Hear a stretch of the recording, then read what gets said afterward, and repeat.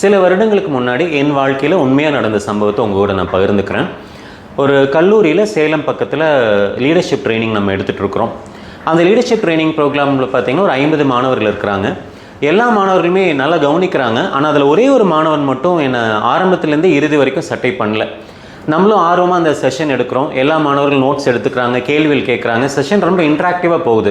ஆனால் அந்த ஒரு மாணவனை தவிர எனக்கு சரி அந்த ஒரு மாணவன் தானே, பரவாயில்ல அவரை விட்டுறலாம், செஷன் முடிஞ்சோன்னே பேசிக்கலான்னு சொல்லி நானும் விட்டுட்டேன். இந்த ட்ரைனிங் ப்ரோக்ராம் முடித்த உடனே அந்த மாணவனை மட்டும் தனியாக கூப்பிட்டு நான் கேட்டேன், ஏன்ப்பா இந்த ட்ரைனிங் செஷன் நான் சரியாக எடுக்கலையா, இல்லை உனக்கு புரியலையா, இல்லை உனக்கு புரியும்படி நான் எடுக்கலையா அப்படின்னலாம் நான் கேட்டேன். அதுக்கு அந்த மாணவன் சொன்னார், சார் இந்த ட்ரைனிங் செஷனெல்லாம் நல்லா தான் சார் இருந்தது, அதெல்லாம் ஓகே தான் சார், பட் எனக்குலாம் இதெல்லாம் ஒன்றும் பிரச்சனையே இல்லைங்க சார், அப்படி ஏன்ப்பா அப்படி சொல்கிற, நீ கற்றுக்க வேண்டாமான்னு கேட்டேன். அதுக்கு அந்த பையன் சொன்ன பதில் எனக்கு திடுக்கிட்டு போச்சு. அதுக்கு அந்த பையன் என்ன பதில் சொன்னாருன்னா, எங்கள் அப்பா EB டிபார்ட்மெண்ட்டில் ஒர்க் பண்ணுறாரு, கவர்மெண்ட் சர்வெண்ட், நீ இன்ஜினியரிங் மட்டும் முடி, பாஸ் பண்ணால் போதும், உனக்கு எப்படியாவது லஞ்சம் கொடுத்தாவது இந்த வேலையை நான் வாங்கி கொடுத்துறேன் அப்படின்னு சொல்லி அவங்க அப்பா இந்த பையனுக்கு கமிட் பண்ணியிருக்கார். ஸோ அவங்க அப்பா கொடுத்த இந்த நம்பிக்கை, அறமற்ற இந்த நம்பிக்கை அந்த பையனோட வாழ்க்கையவே ஒரு உயிரற்ற பொருளாக அந்த பையனை மாற்றுது. அவனுக்குள்ளே ஒரு டிரைவிங் ஃபோர்ஸ் கிடையாது.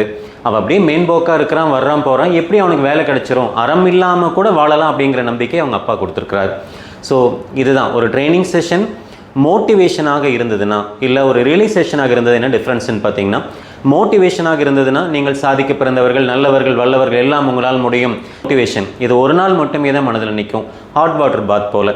ஆனால் இதுவே ஒரு ட்ரைனிங் செஷன் செல்ஃப் ரியலைசேஷனாக இருந்தது அப்படின்னா, அந்த கேட்கக்கூடிய அந்த பார்ட்டிசிபெண்ட்டுக்கு பார்த்திங்கன்னா அவங்களுக்குள்ள ஒரு மிகப்பெரிய மனமாற்றம் நடக்கும். இந்த மனமாற்றம் தான் இன்றைக்கி நம்ம வாழக்கூடிய இந்த பூமிக்கு ரொம்ப தேவை. இந்த மனமாற்றம் எங்கே கொண்டு போய் நிறுத்தும்னா, அறம் என்ற ஒற்றை சொல்ல நிறுத்தும்.